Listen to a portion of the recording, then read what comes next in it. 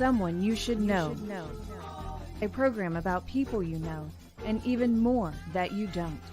Hosted by Stuart Sax, veteran, husband, father, and grandfather. Now, here's your host, Stuart Sax.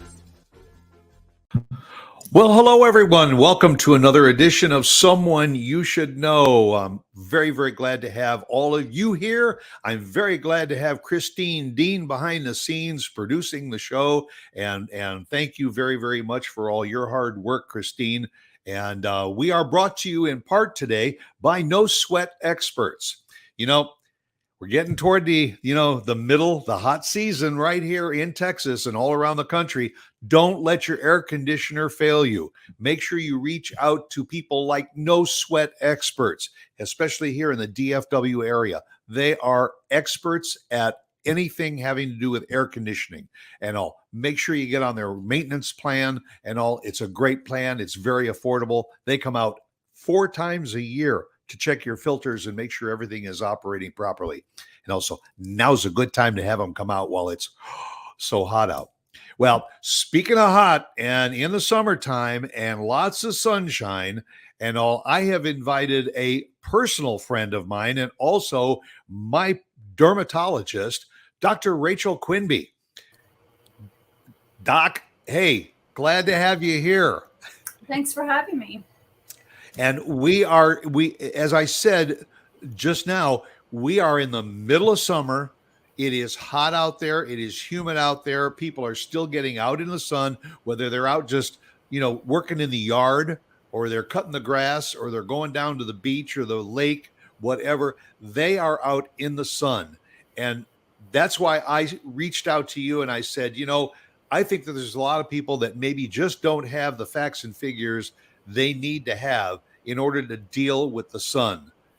And, you have been my dermatologist for several years now. You have taught me things that I didn't even know before. And I'm trying to be a good patient. So I want to share that information with our audience. So my first question is, when people go out either to work outside or go to the beach or whatever, they're always told to wear sunscreen. But if you walk into, the CVS or Walgreens or someplace to buy sunscreen, there's 2.5 aisles worth of product to choose from. How do you know what product is right for you? Well, one of the things you want to look at is the SPF. People are pretty familiar with that. So you want a minimum of 30 for an SPF. And then you have different brands, but the ingredients to me are more important than the brands. And I always recommend a physical sunscreen. And that physical sunscreen deflects the sun. And that would be something with zinc oxide or titanium dioxide. You want the sunscreen to say broad spectrum, meaning it's going to be covering UVA and UVB, and the physical sunscreens are going to do that.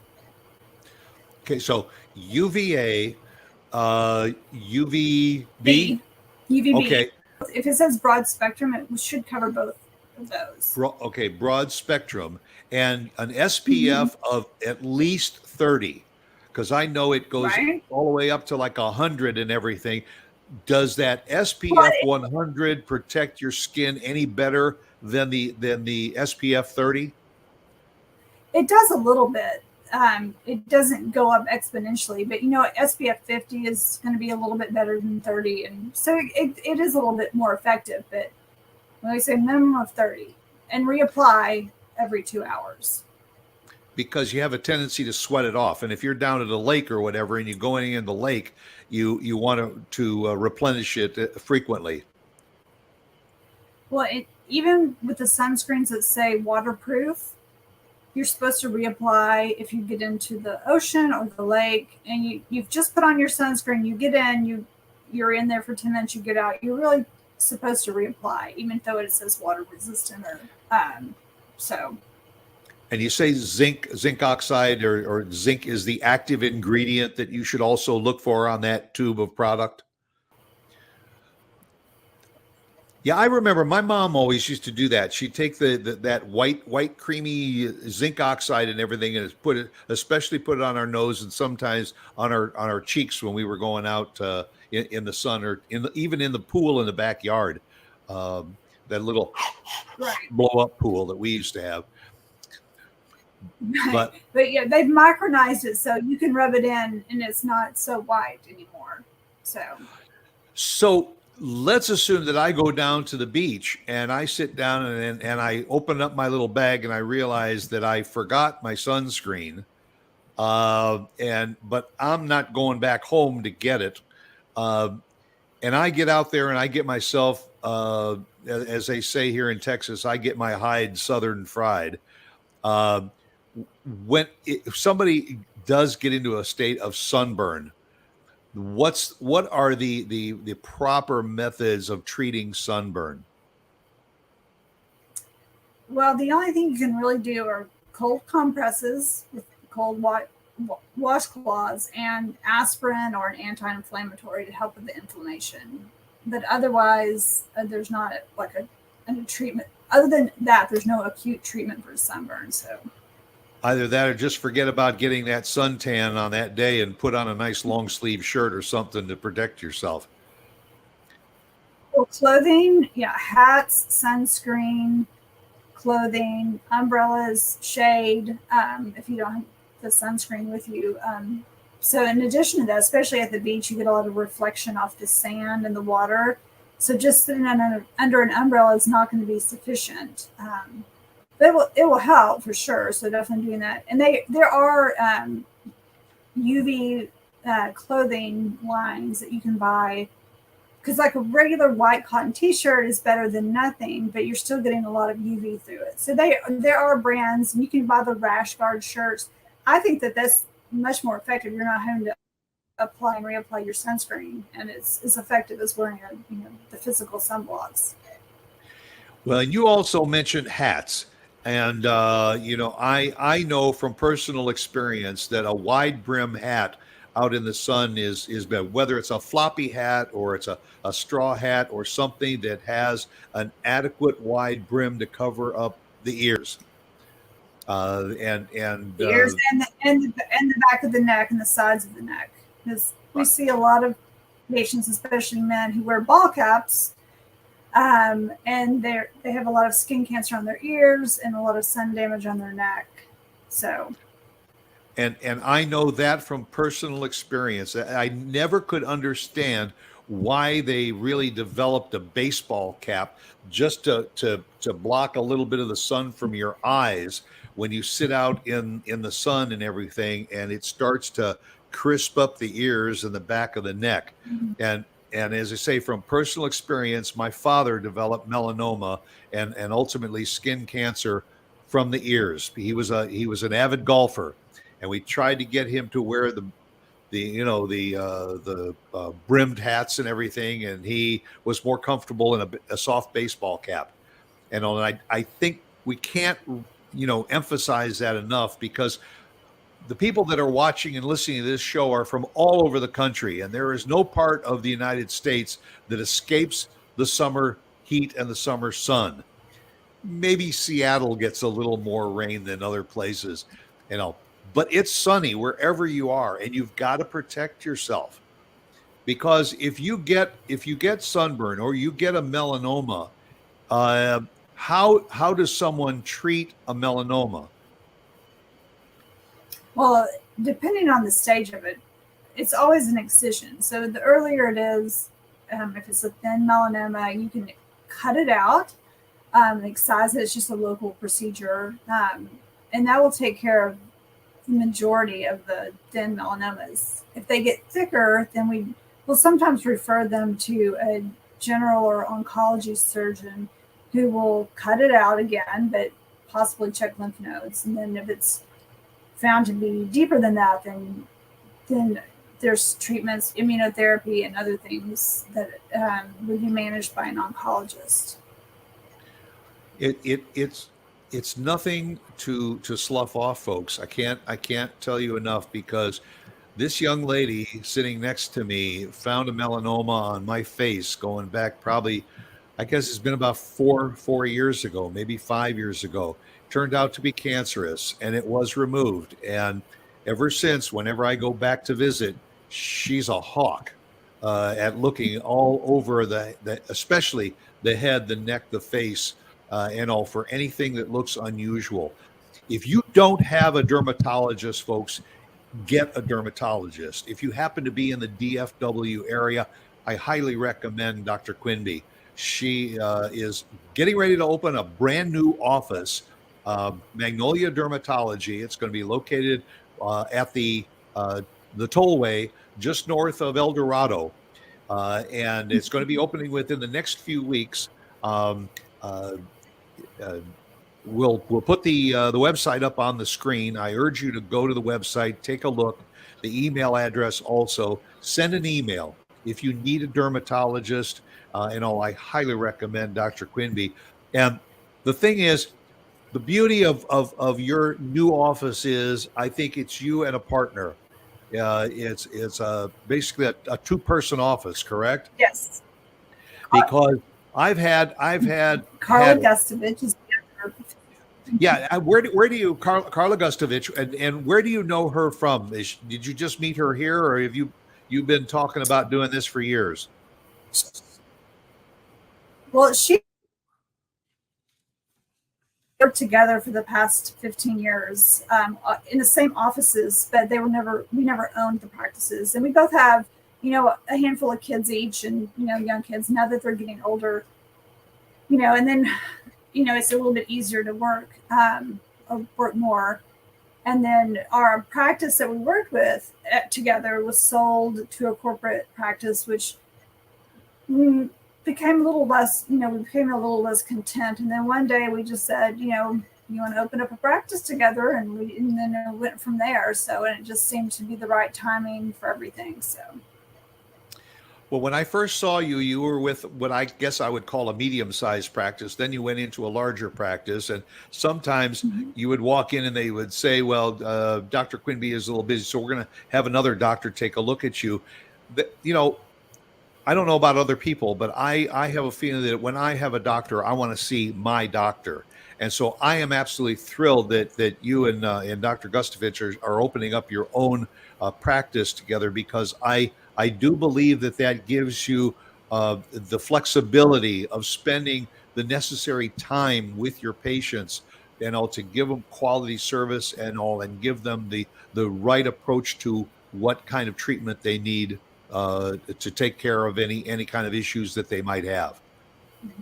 Well, the goal of one of our goals for our practice was to make it a more intimate setting where it's not a huge practice where you don't have tons of people working there and you don't know who is who, but just to make it a more intimate. So you have your doctor, the space, the setting is not, you're not being led around corridors and up and down the hallways here and there. So right now, other than just the general checkups and everything that you will offer to your patients, what are some of the areas that you will cover with your patients and with your practice?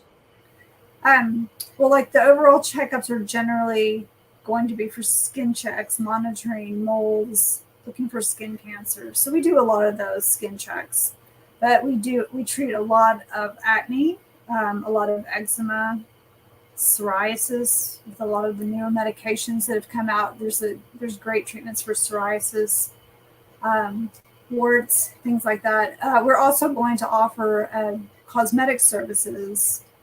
We have an esthetician who's going to be there, and she can do cosmetic stuff like Botox and fillers. And we have to develop that part of it too. But Dr. Gustovich and I are pretty much medical dermatologists, so we treat the whole gamut of skin disease in all ages too, young to old. So, I mentioned melanoma a little earlier. Are there things that people, they can just roll up their sleeve and take a look at their arms and take a look at the neck? I can show you that I frequently get these little marks that bug the heck out of me, and you know so that because whenever I walk in, I say, "Yeah, can you just burn a couple of these off so they're not as noticeable?" And it's very easy. Is it nitrous oxide that you use? Nitric Or nit- oxide. Yeah, and just and within a few days, it's gone, Mhm. and it's just a great preventative way of taking care of your skin. But your dermatologist has to recognize it. But for people that just roll up their arms and all, what are some of the signs on the skin other than like age spots and things like that that people should be aware of in order to maybe raise that flag and say, you know what, maybe I need to go over and see Dr. Quinby? Well, anything that's new that pops up, but like you said, there's a lot of things that you'll pop up on your skin that are benign. Usually they're called seborrheic keratoses. We see a lot of those. A lot of people come in for their seborrheic keratosis that is bothering them, and then we'll find a melanoma next to it, and they haven't even noticed it. But new growths, especially things that show up that grow, that are changing, and or if any mold that you've had that may be changing in size, shape, or color, or sometimes it gets just a little pink, or sometimes it's a little itchy. Those are things that we look at for melanoma, the ABCDs of melanoma. But a lot of them don't fit in with the size and the asymmetry and the discoloration, but sometimes it'll look like a benign mold, but it's just growing. And so that's when we like to find them because they're early and we can just cut them out and you're, good to go as far as that melanoma goes. You have to increase your skin screenings. But other kinds of skin cancer are things that bleed, especially things like basal cell skin cancers. It'll start out looking like a total little, just a tiny mole, but it might bleed and scab and crust. And our squamous cell skin cancers, which are usually a little crustier, and those are usually in older people, and definitely like the head and the neck and the arms. We think, kind of the farmers get those a lot because they spent so much time in the sun. The things that are growing is kind of the thing to look for. So if you notice it and then a month later or something, it's still there and it's maybe getting a little bit bigger, it's not the time to procrastinate because Right. like anything else, if you catch it early, the better. Yeah, I mean, we see people like I said, all the time who come in for benign things, and that's fine. We want to see them make sure it's benign because, like I said, sometimes it is and sometimes it's not. I mean, most often it's a benign growth, but you never know. And the earlier you find these things, the better because, especially like the head and the neck, the ear, there's only so much real estate for surgery. You want to find it earlier. You don't want to lose your ear or other things, that require extensive plastic surgery afterwards. So, I was doing a little bit of pre-research for our show and everything, and I didn't realize that skin cancer is one of the most predominant cancers that we deal with today. That it's not necessarily lung cancer and breast cancer and all, but skin cancers are right up there on the priority list. well, it's definitely the most common cancer in younger adults. 20s to 30s. It is the most common form of cancer. Is there kind of an age threshold where are children a little less likely to develop skin cancers at in their youth and all, but is there like a plateau where when you reach a certain age you really should be a little bit more aware of it on a more ongoing basis? Usually around puberty is when we start, the moles and stuff. But I have seen 7-year-olds with melanomas. It's really rare for a child to get melanoma. There are some genetic conditions that predispose some kids, but they're usually seeing specialists for that if they have start getting, these things called basal cell nevus syndrome, where they get skin cancer starting very young and hundreds of them. And usually puberty is a good time, unless some parents want their kids to come in sooner, especially if there's a family history of melanoma, and we're fine. They usually just don't have a lot of moles at that point. But some, younger 10-year-olds will have, moles, and we'll measure them or take photos of them and, go over what to look for, and sometimes take them off if they look, particularly suspicious. So. I mean, obviously, when you get into my age group, you get into the seniors and everything. There's lots of things that look dangerous. As I said, when I come to you every once in a while, I have a mole or something that you tell me is it's not anything to worry about, but you call them barnacles. Mm-hmm. Uh, that as we get older, we start to develop these barnacles, but if it looks suspicious, don't just say, "Oh, well, it's probably nothing," because the last thing that you want to hear is to finally go to the doctor and your dermatologist said to you, "This is not just nothing. That this is something that we really need to we need to cut it out. We need to send a biopsy, and we need to find out what's going on." So, you know, uh, I guess we keep hearing the phrase "see something, say something."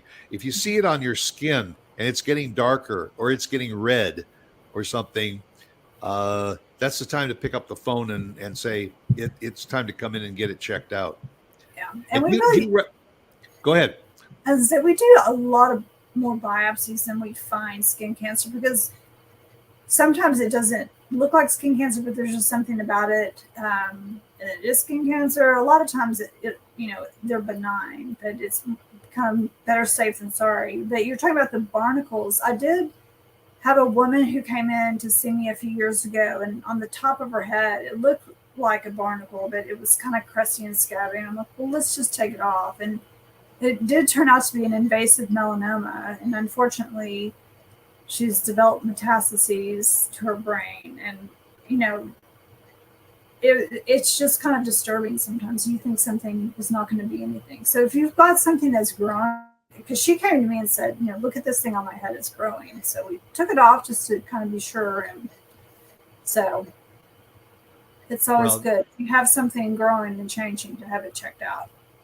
And that's exactly what happened with my father and all. His dermatologist at the time told him that he needed to put more cream and that zinc oxide and all when he was going out to play golf, which he did at least twice a week.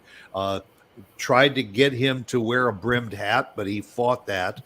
But he kept telling him, "I want you to come back in 6 months and check it out." My dad didn't. And it did. It metastasized to the brain, and that's ultimately what took his life. So, we're not talking about something skin checkups and everything that is something to be just scuffed off. It's not frivolous. It's something that's very, very important. And I urge everybody to make sure that you have a dermatologist wherever you are in the country. If you happen to be in the DFW area, please consider Dr. Rachel Quinby, because she's I think she's an expert at her field, and she gives you a thorough examination. She doesn't let anything go unchecked, and that's important. And she makes meticulous notes so that when you go back, she knows, well, let's see what we looked at 6 months ago, and it looks fine. Don't worry about this. Or let's take a closer look at this because it's grown just a little bit. And I think that's important. You mentioned something earlier that I want to address, and that is teenagers. Acne. I remember when I was growing up, acne was a lot more prevalent, it seems, than I see today. And maybe it's because kids, when they get starting into their teens, and all get ahead of the game. But are there things that teenagers, and for those that are listening and watching, if you have teenagers, please listen up.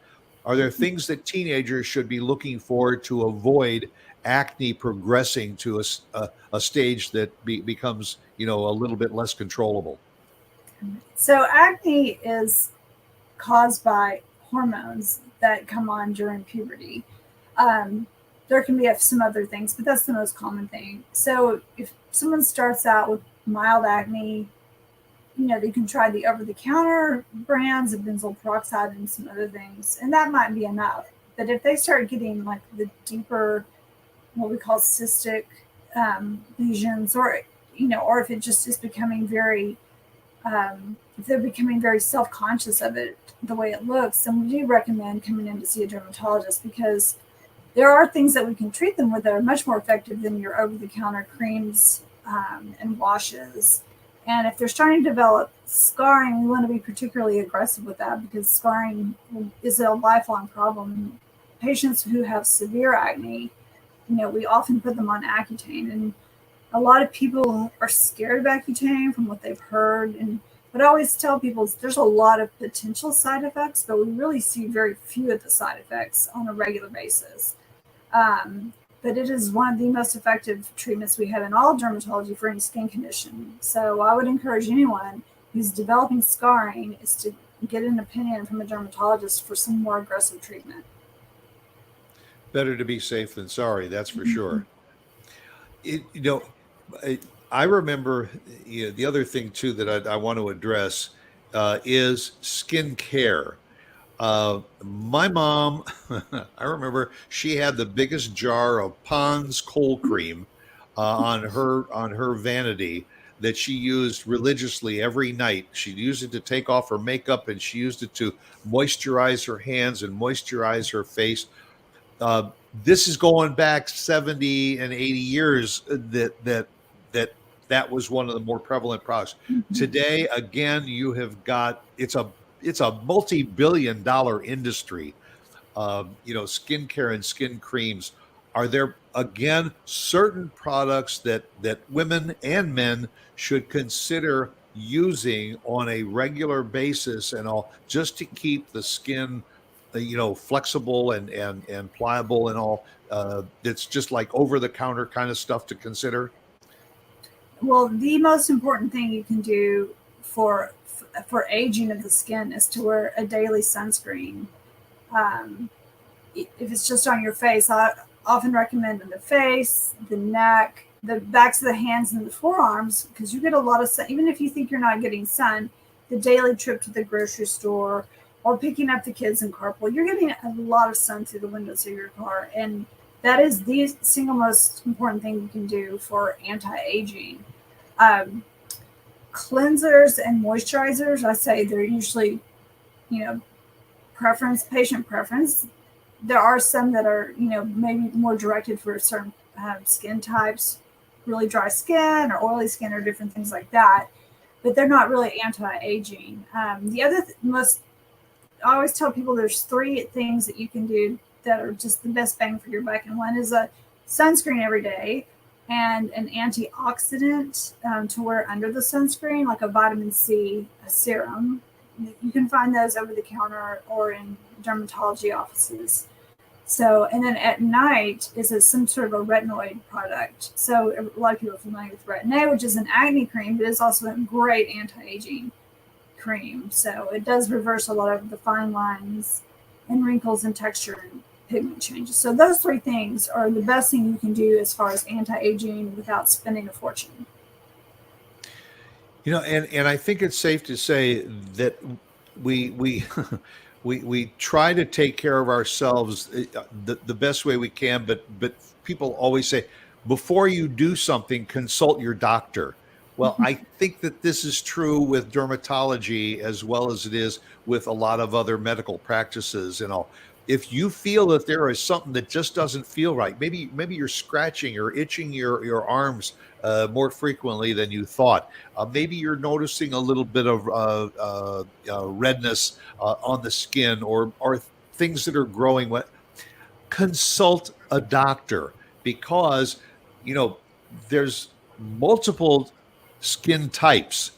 And I'm sure that you would recommend certain products to people with different skin types.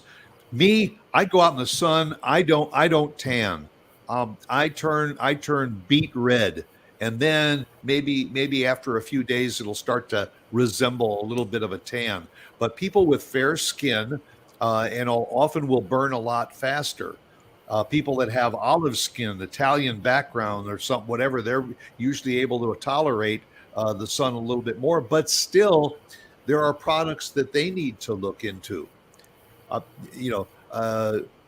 Rachel, I have a friend of color who said to me, when you do the show, would you ask Dr. Quinby, are there things that people of color need to also consider for their skin, because just because you have dark skin, um, does that mean you're not susceptible to some of the same diseases that the sun can cause people with fair skin?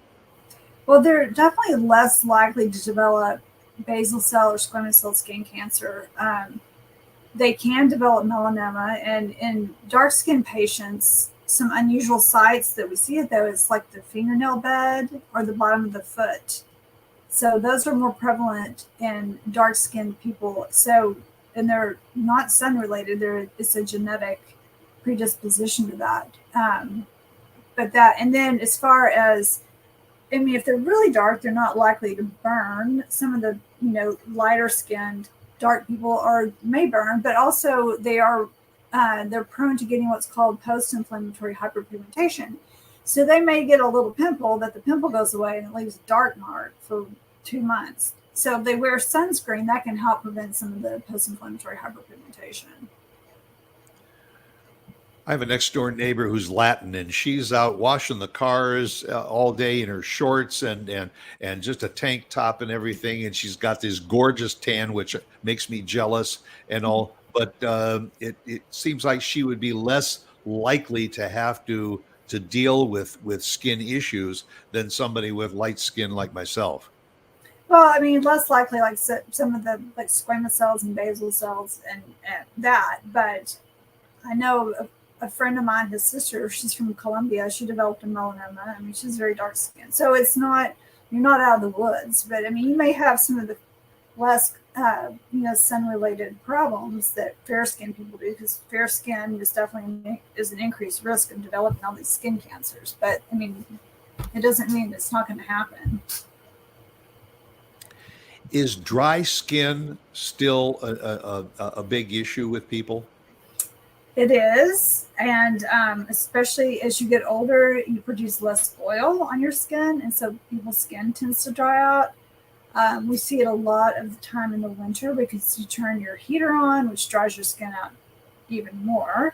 And then one of the things I'll sometimes tell people to do is to change their soap they're using in the shower. So if they're using Dial or Ivory or Irish Spring, that is a true soap. And if you remember from chemistry how soaps work, it leaches the oil off of whatever, your Dawn dishwashing detergent, leaches oil off your dishes.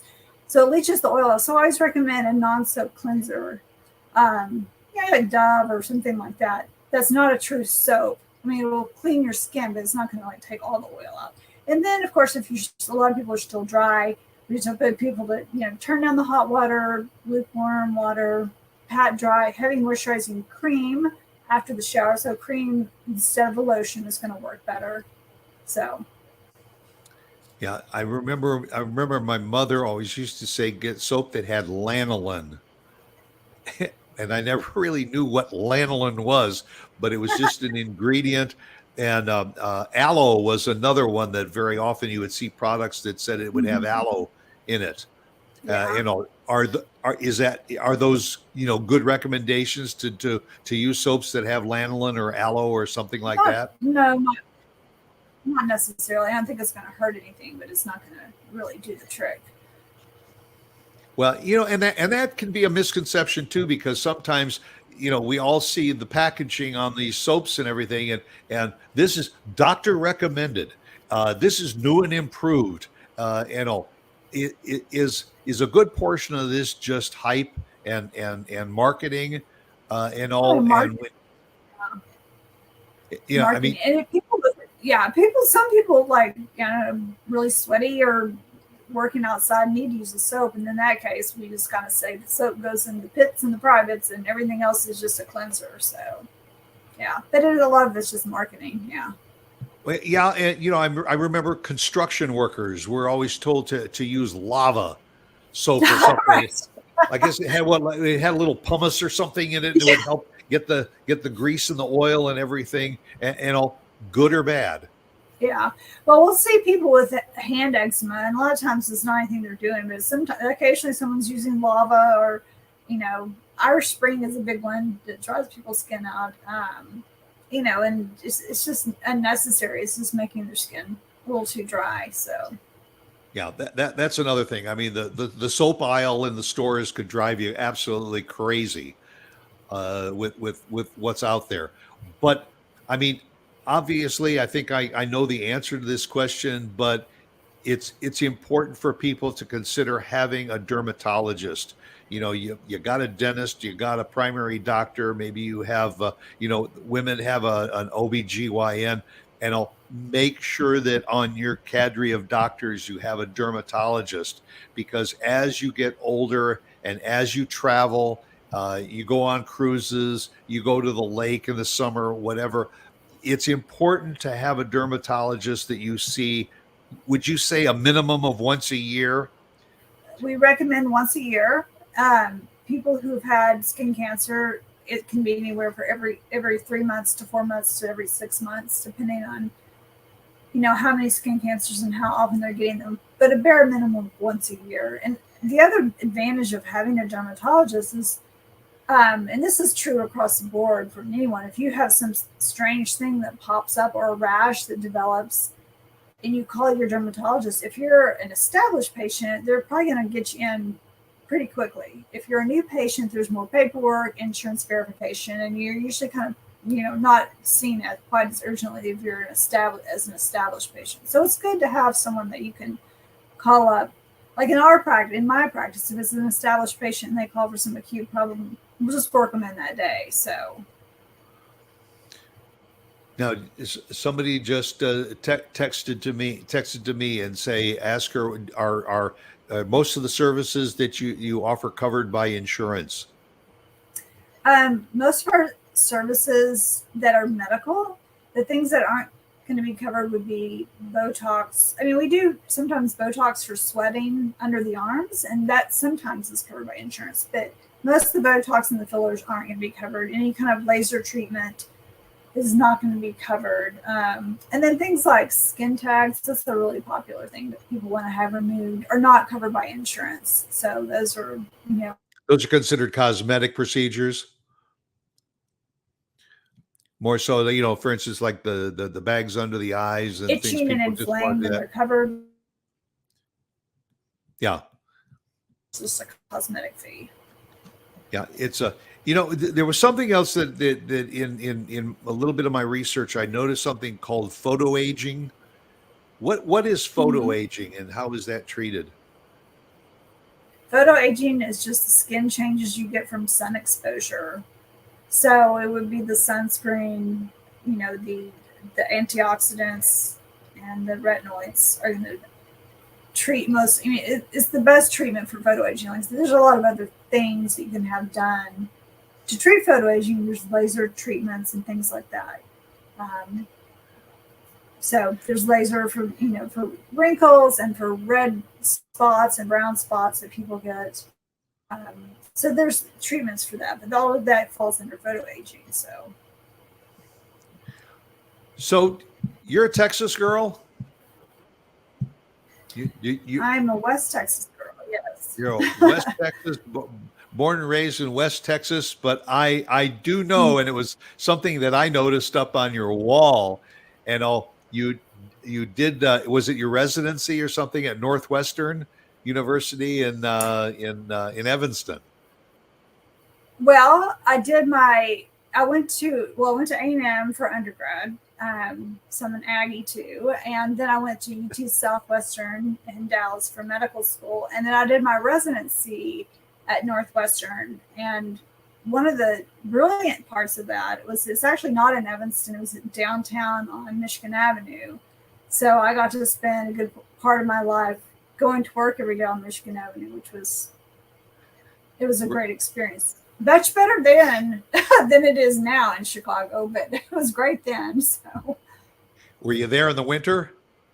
Yes, I was there for 5 years. Yes, it was challenging. If you've never lived in Chicago during the winter, a lot of people park on the street, and there's this unwritten rule that if you dig out a spot for your car, you have to dig out feet and feet of snow, and you put a chair or something like an old chair usually there, people will leave your spot alone. Like, that's your spot. And it's really funny. You'll drive up and down, you see these chairs on the road, and those are, that you dug out your spot, you get to park there. So Well, and also in the winter when you park your car on the street, sometimes you don't get your car out until spring.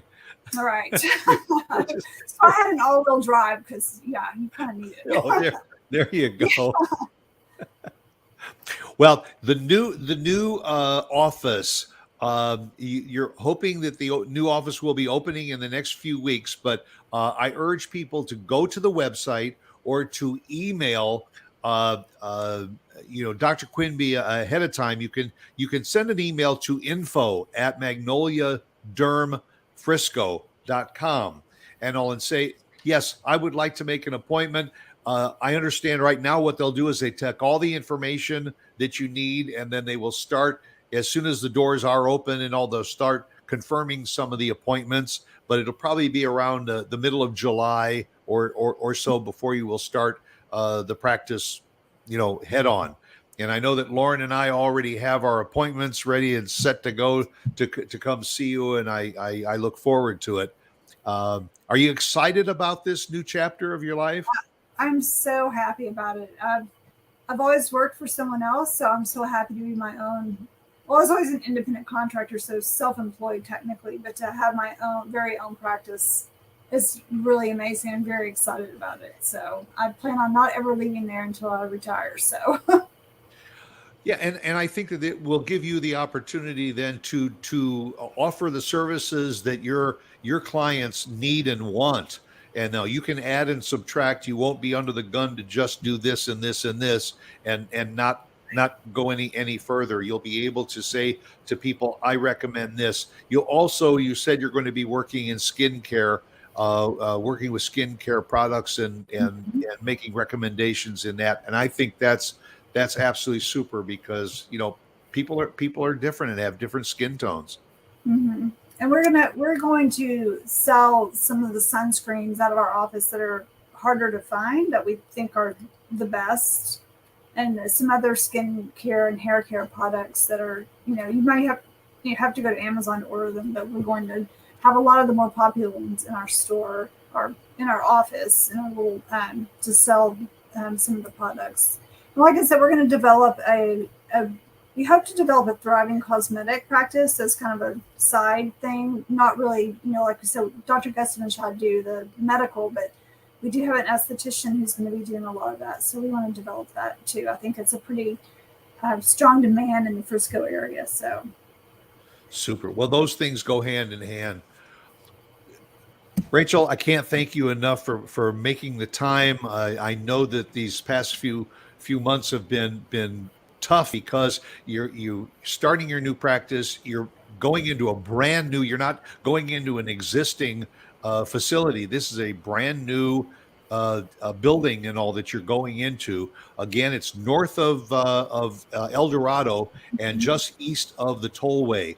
Right. So if you're coming from, it's on Dallas North Tollway, and it's the Panther Creek exit is what it is. It's just north of El Dorado. Right. And there's a complex of medical buildings. So yeah, the hospital that's there, just a little north of the hospital complex. And I wish you the very, very best of luck in the new practice, you and Dr. Gustovich.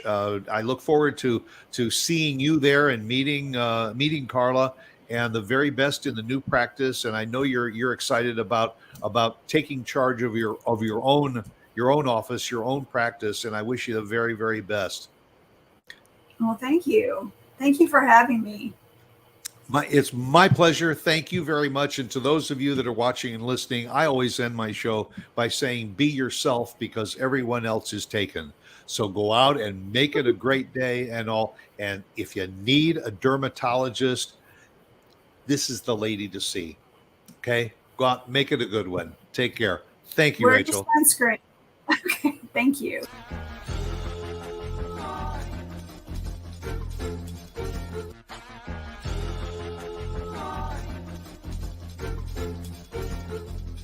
Someone you should know.